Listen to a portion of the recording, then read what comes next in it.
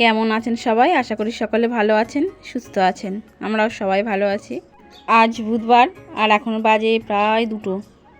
আজকে আমার একটা বাপের বাড়িতে বান্ধবীর বাড়ি নিমন্ত্রণ, তো বললো তুই চলে আয়, আমাদের বাড়িতে খাওয়া দাওয়া করবি। তো আমি চলে এসেছি খাওয়া দাওয়া করতে।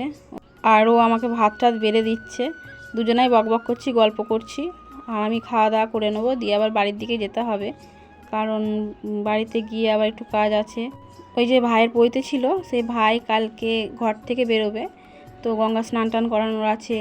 আবার রাত্রে কুটনো কাটনা না কেটে রাখলে কালকে আবার রান্না বান্নাও আছে। তো আমি খাওয়া দাওয়া করে বিকেলে ওখান থেকে চলে এসেছি। এসে বাড়িতে বাবা চা করেছে, মা ভাত চাপিয়েছে, আর আমি চলে যাব এবার কাকাদের বাড়ি। কাকাদের বাড়ি সব কুটনো কাটছে, আমাকে বারবার করে ডাকছে, আমি যাই। ওদের মনে হয় কুটনো কাটা হয়েও গেল। তো মা এখানে ভাত বসিয়েছে, আর বাড়িতে চাটা খেলাম, খেয়ে এবার চলে যাবে। এই যে চলে এসেছি, এখানে সব কুটনো কাটা হচ্ছে, আর এটা ওটা বকবক করা হচ্ছে সব।